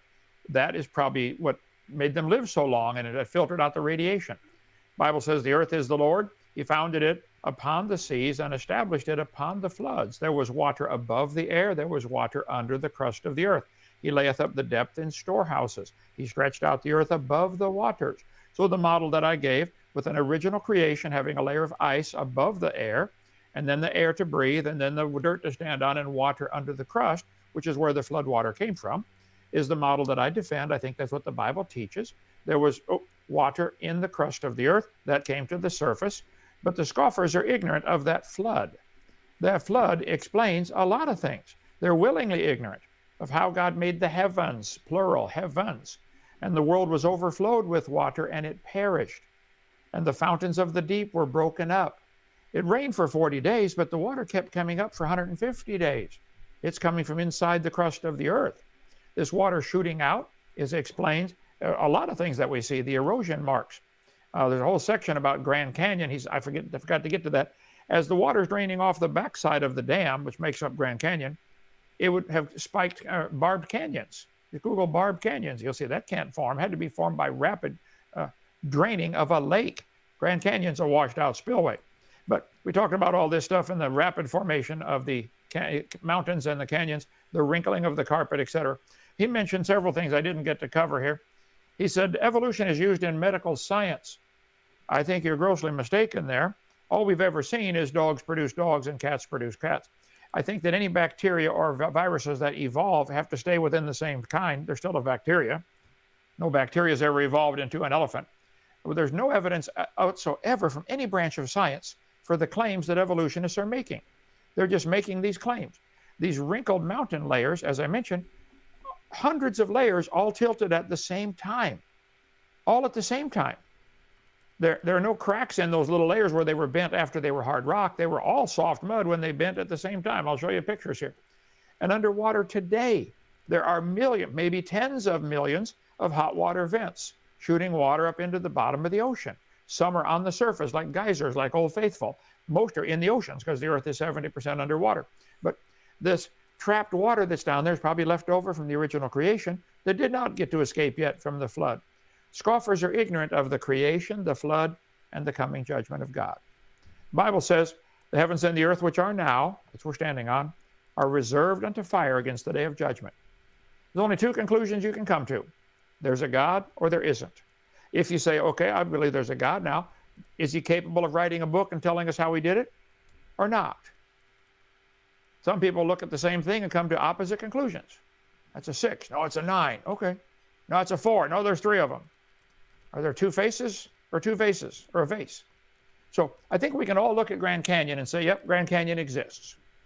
The evolutionist says it formed slowly with little water and lots of time. Creationist says it formed quickly with a lot of water and a little bit of time. Either one would make the canyon, but there are things about it that cannot be explained by the slow erosion. And I cover all this in my seminar series. Anyway, if you'd like to help, I want to help strengthen your faith in the Word of God. My seminar series is 18 hours long, covers all kinds of this. Where do dinosaurs fit in? You can get the whole thing for $50. When you're done watching it, you can return it and get your money back. I used to loan my videos out. I learned right away people don't borrow, but they don't steal, but they borrow and never return. So pay the $50. When you're done, send it back. We'll get your money back to you. We just want to help. If you're concerned about the world, the way things are going now and what's coming, I did a whole series on what on earth is about to happen. Whoa. I think it's 20-some hours about what the Bible teaches the future holds. We're headed for disaster, folks. Might want to get ready for that. If we can help, call us, 855-BIG-DINO. That's 855-244-3466. I'm extension 3. Take calls all day long. I'll be glad to talk to you. And Taylor, if you want to call, we can talk off air sometime, or come down and visit Dinosaur Adventureland. We're going to have a big Thanksgiving party here for everybody, atheists especially invited. We'll do it again at Christmas. Bring the whole family down. We'll feed you like a king, treat you like a king, show you the place, teach you some science. Okay, thank you so much for having me. 1 minute left, right? Keep these debates going. And Taylor, come on down. We want to treat you like a king. We'll show you around Dinosaur Adventureland. Okay? I appreciate that. Kent, thank you both, Kent and Taylor, for a fantastic debate. Great audience and just really, really good debate. I appreciate it. That being fed like a king, Dr. Hovind, sounds pretty good. So I may just have to sneak down there and enjoy a Thanksgiving dinner with you guys. So as we kind of get into the Q&A here, though, I just wanted to announce real quick that we at Standing for Truth Ministries have partnered with John Mackay, the creation guy, and his creation research team on a new short film that should be released early 2022. So here's kind of the sneak peek movie poster for it. It's going to be a ton of fun, experience creation from the beginning. So stay tuned for that, guys. We will keep you posted more and more on how that's coming along. So that being said, thank you to the audience for a ton of great questions. We'll never be able to get through all of these. I'm going to put a time limit on the Q&A, actually, as we usually do, which means we'll get through as many as we can within about 20-25 minutes. So why don't we just kind of get right into the first question, as we usually do here. Let's say the question's for Taylor. Okay, we'll give you the chance to obviously answer it first. Kent can give a response, and then we'll give you the last word. That way we can move along smoothly. So the very first question that came in all the way at the beginning from Dylan Bradshaw.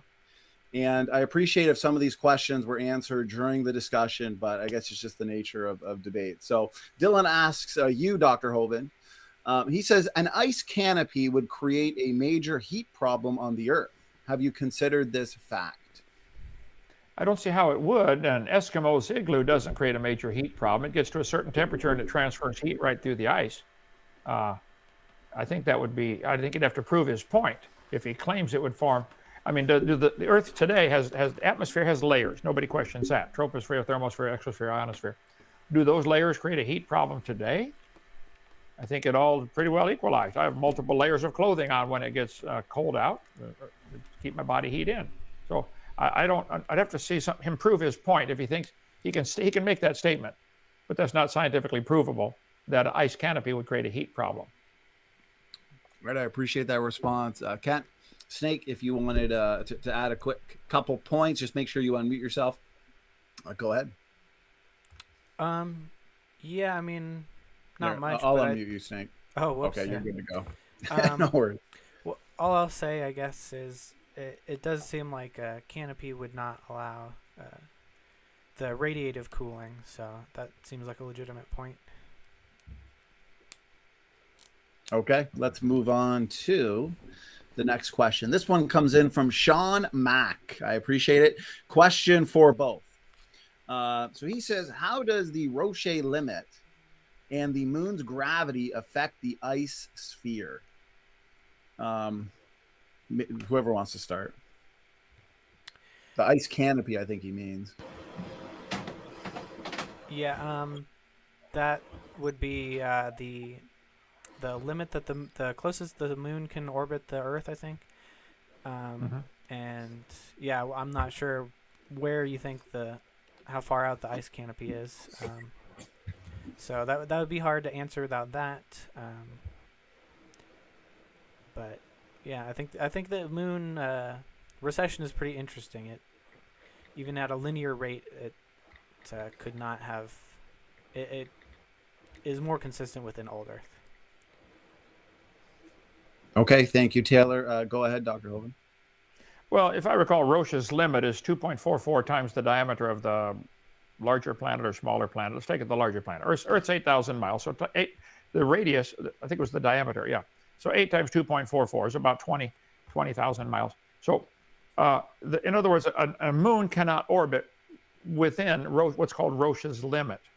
We see the scientific fact the moon that was going around our Earth is getting further away. It's been measured about 1.5 inches a year. The moon is getting farther from the Earth, okay? Well, that means it used to be closer. Well, how much closer can you bring it before it creates a problem? You cannot get within Roche's limit. Gravity will collapse the orbit, just like two magnets getting close together and they snap together at a certain point. So the moon's receding, the moon leaving the Earth is another powerful evidence it cannot be billions of years old. If I told you this ink pen was 5,000 years old, you'd say, come on, Hovind, that's a Bic pen, and Bic wasn't even a company till after World War II. Just that one fact. Bic created the pen, and Bic didn't exist till after World War II. You just proved my 5,000-year claim wrong. Now, I still don't know when the pen was made, and nor do I care, but I know it was made after World War II. It was a ballpoint pen. Plastics weren't invented. I don't know. You could systematically prove my 5,000-year claim for this pen is wrong. I think I can easily prove that billions of year claim for the Earth is wrong. The Earth is cooling off. The moon is getting further away. The Earth is slowing down in its spin. The population of people is growing. I go through about 60 different scientific indicators. The Earth cannot be billions of years old on my YouTube channel, Kent Hovind Official. I did a whole series, an hour long, just on this DVD series here you can get, called The Age of the Earth. How to show the Earth cannot possibly be billions of years old. The age of the Earth. So it only takes one proof of a young Earth to prove the point. I mean, if you told me, this ink pen was 5,000 years old, I could, with one point, prove, no, you're not. It's not. It's made by Bic. So I think one proof of a young Earth is all that's needed, but I give about 30 or 40. I think over my YouTube channel, Kent Hovind Official, I've probably given a total of maybe 70 scientific indicators, not from the Bible, from science. The Earth can't be billions of years old. The sun is burning up. It's losing 5 million tons a second. It's quite a fuel source. And it's shrinking 5 feet an hour. Okay, if you want to do the same, put the same standard you do with carbon dating, well then it's only a few million years old. Unless you want to allow for variation. Where's the extra material going to come from for the sun to burn? But that's a long story. So I think the question about Roche's limit is a fair one. The moon cannot orbit within Roche's limit, whatever that is. I think it's 20,000 miles. And yet we see the moon getting further away. I think that's a problem for Taylor and not for me. Go ahead. All right, I appreciate that. I appreciate the question. Okay, if I you know what? Respond with some math real quick. Sure, go just ahead. because that was real long. So the 4.5 billion years that the Earth has been dated to, the moon is receding by 4 centimeters a year. And the moon is not receding at a linear rate because of an inverse square law, but let's be generous, assume the linear rate. That would be a total recession of 180,000 kilometers. The current average distance is 385,000. So just basic subtraction, the moon would still be 205,000 kilometers away from the Earth, which is well above the 18,400 kilometer Roche limit. So that line of attack does not work. Go ahead, Ken, if you wanted to respond. Would the moon being closer affect the tides? Isn't the moon what causes the tides? If the moon were closer, you inverse square law. If you brought the moon into half the distance, it's quadruple the attraction. 1/2 inversed and squared, the tides would be enormous. Whether it's within Roche's limit or not, it would still destroy the Earth with increased tides with a closer moon. But there's a million other questions to get to. All right. Well, thank you for the little back and forth there. Good questions. Let's get right to the next one. Let's see. So that one was for, the both of you. Okay. So let's get to this one. Comes in from Mike Jones in the form of a super chat. So I appreciate the super chat and support Mike. He asks, question for Dr. Hovind. Have you worked out your equations with a meteorologist or a planetary scientist to see if your ice dome is feasible? I've not worked it out with them. No, many other people have worked on this. Walt Brown, many other people have talked about, have done research on this. It's gone. Whatever was up there is gone, has been gone since the flood 4,400 years ago. So it would be theoretical. We see the evidence of glacial lateral moraines and terminal moraines clear down to Kansas City, but we don't see glaciers down to Kansas City. So I think there's evidence that there was ice clear down to Kansas City. That's not a question. I think there's overwhelming evidence the Earth had ice age, rapidly moving ice roaring down from the poles. I think there was an enormous amount of ice on this planet at one time, more than we have now. We see the evidence of giant creatures that are found fossilized. I mean, cattails, 60 feet tall, cattails. Just about everything we see alive today is found in fossil form, much bigger. So I think the crystalline canopy above the Earth is a simple explanation and the Bible certainly teaches there was water above the atmosphere. And the historians have always taught this, something was different. So I think it hasn't been disproven. It doesn't make it proven, but it certainly isn't disproven. All right, I appreciate that answer. This next question is actually for you, Taylor. We got a good mix of questions for both Kent and you, Snake. So this one comes in from Wretched Vessel. Question for Taylor. How do you know what the heat would have been? Why isn't your assumption just that? Why isn't my assumption? I don't get that part of the question. I'm not 100% sure. I just read it word for word. So how do you know what the heat would have been? Why isn't? So I guess he's saying, what's your assumption behind the so-called heat problem?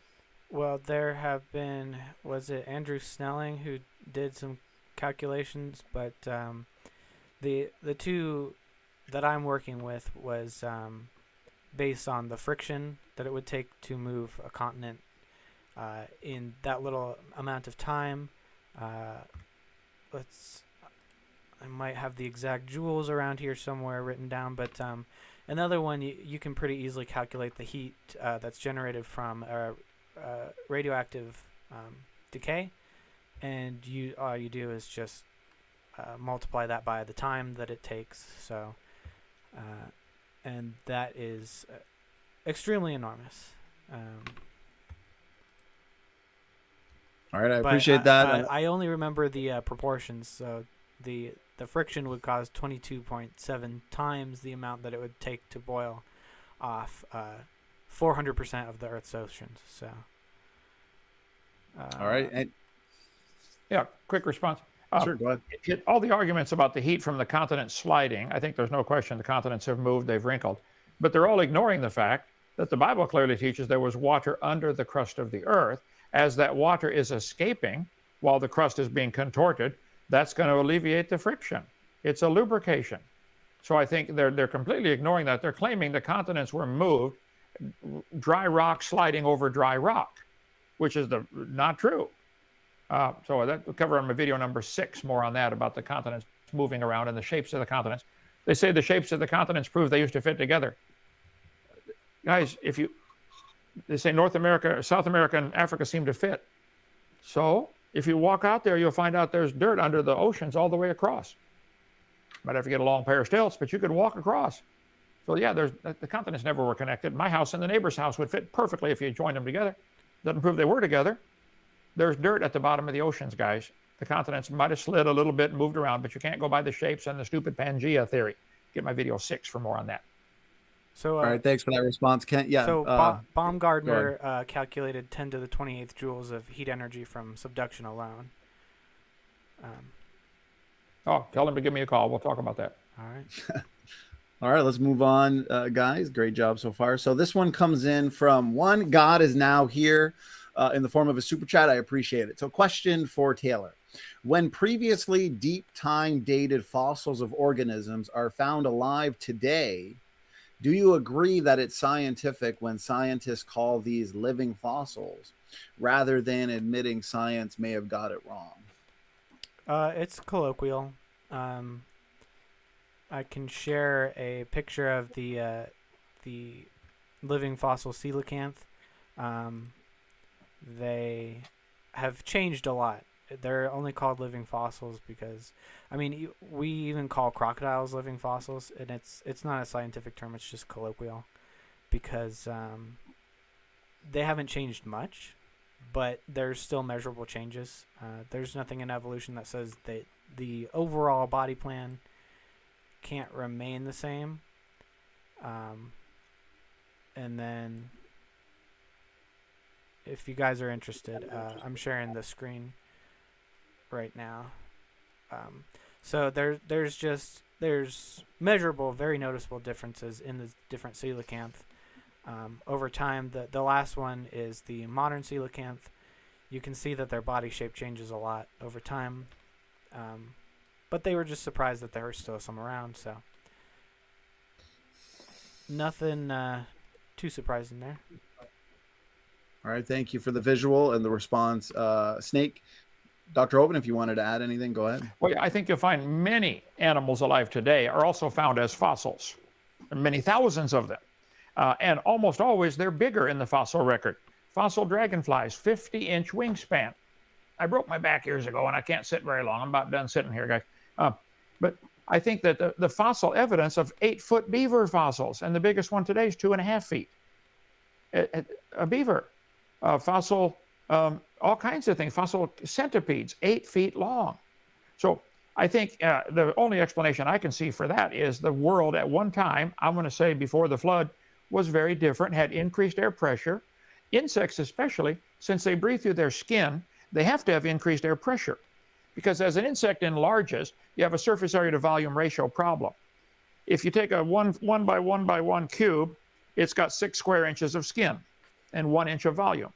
But if you double it to 2 by 2 by 2, it's now got 8 square cubic inches of volume and only 24 square inches of skin. You went from 6 to 1 to 3 to 1. And I cover all this on video 7. So I think that the insects are a great problem for the evolutionist to explain the giant insects. Increased air pressure and increased oxygen solves it easily. All right, thanks, Kent. What we'll do, because the question was for you, Taylor, I'm going to make sure I get through the last 2 super chats, and then we're going to call it a night.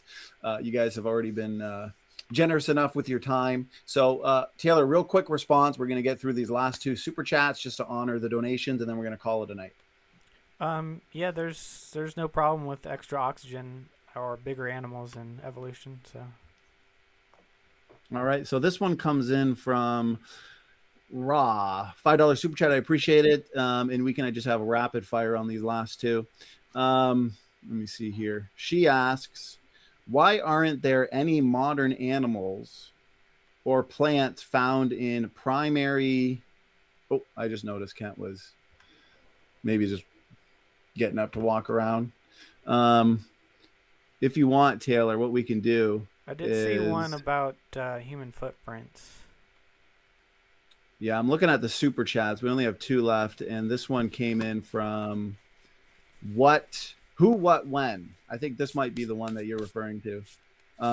Actually, this one has to do with stasis, which we just kind of talked about. So why don't we?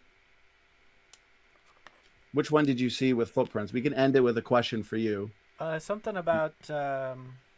Am I aware that there are footprints in the limestone? Yeah, I'm looking through here. Well, what we'll do is just these last couple super chats. There's too many here to funnel through. So, Dr. Hovind, why aren't there any modern animals or plants found in primary charts of Archean age?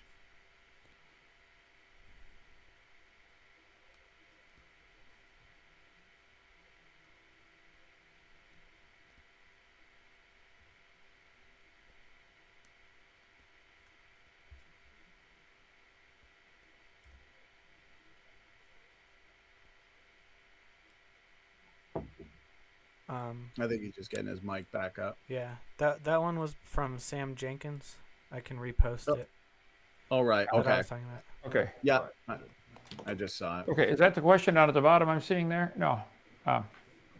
It's right here, Ken. It says, why aren't there any modern animals or plants found in primary? And then the word is CHERTS of Archean age. Well, I think it's obvious assumption in that question that certain fossils ought to be found in a layer that he's given a name to it. You don't know the names of, you don't know the ages of any of those layers. And if the top layer is younger, where did it come from? Are these layers coming from outer space? They're claiming the layers deposit this way. No, they deposit sideways. Go to Experiments in Stratification by Guy, some French name about this big. Experiments in Stratification. Watch the video. As water's moving sideways, it forms 10 or 15 layers at the same time. The layers form downstream, not this way, this way. So you can watch all that. But I think all the evidence is that all fossils found are very similar or nearly identical, only bigger than today. And the fossil insects that are much larger had to have greater air pressure, greater oxygen, or both. I think both. So I don't think anything's been proven wrong about the Bible by tonight's discussion. Okay, Ken. Well, we're going to end it with this last question. This one will be for you, Taylor. Thank you for the endurance from the both of you. So Sam Jenkins asked, and this is the question, Taylor, you were referring to. Are you aware of human footprints verified as genuine by examination and modern imaging being found in Cretaceous limestone? If so, what are your thoughts? Well, if that's, I've heard of several of them that have been examined by creationists, and of course they conclude that they're human. Is that, if that's the Paluxy tracks, I know a lot about that. There were a couple others that were just impressions in limestone that were erosion. But as far as Paluxy goes, I just made a little chart here. So it was just a bunch of dinosaur tracks, and then this they claim is the human. So looks like dinosaurs are evolving into humans and then back into dinosaurs mid-stride. So I'm not sure that helps the situation at all. All right, thank you for that response. Kenton, I'm sure if you wanted a response or just kind of wrap it up here. No, I've been to Paluxy many times. I know Dr. Carl Ball has a museum there, and he studied the trend. We've got copies of the tracks here. Certainly, there have been some misidentified, where it's just the pad print of a dinosaur or something. But there are many legitimate human footprints, usually much bigger than ours today, have been found. Many human footprints have been found around the world. If you watch my video number 3 about dinosaurs in the Bible, I have a whole section. I was trying to find it quickly here. Where I show pictures of these. And this is not just in the middle of a trackway of other dinosaur tracks. It's a whole trackway of human tracks. When they were first discovered, there was a chiropractor who lived there in Glen Rose who began making it his life study of these things. I mean, the guy was a chiropractor. He knew a little bit about anatomy. He said, look, these are human footprints. Fossilization can take place quickly. Frequently, fish are found, like this fossil fish inside of a fish. A fossil with the head thrown back. I got one here showing there's some of the human foot handprints. Not that one. Let's see. There you go. Giant dragonflies fossils. And hope to show the one of a fish giving birth. I mean, soft tissue like flowers are found fossilized. How could that last? Fossilization can be a rapid event. If it's buried quickly in mud, the mud then turns to stone. It can turn the fossil within it, or the plant within it, to a fossil. Happens quickly. So I think the Bible says that the scoffers will be willingly ignorant of the creation and the flood. They don't like to admit that flood could do all the things that we see in geology, because that represents the judgment of God. And Taylor, God's going to judge you one day. He's going to judge me too. But see, my sins are forgiven. I accepted Jesus Christ's payment for mine. So I'm going to heaven. It ain't because I'm good, because he's good and he saved me 52 years ago now. I'd like to see the same for you. Go ahead. All right, thank you, Kent. Taylor, question was for you. So if you want to add any final thoughts, final points, and then we're gonna call it a night. Very good debate, guys. So, yeah, without specific reference to footprints, I'm not sure. I would have to look into that. So, the one I gave is the one I know most about. So, I guess we can leave it there. And yeah, mighty convenient to have all your sins erased. I try and just do the right thing the first time. So. All right. How's that working out for you? Pretty good. All right, guys, you both made for a great debate. Definitely one to remember. Great chat the entire time. Great questions from the audience as well. I appreciate the support. I appreciate the super stickers from the audience. Kent, Taylor, any final words and anything you wanted to kind of add before we shut it down for the night? No, we'd like to invite everybody down November 24th, the day before Thanksgiving, our Bible Believers Baptist Big Bang Blowout. We're taking on all the atheists in the world. Come on down or come by Skype or by phone.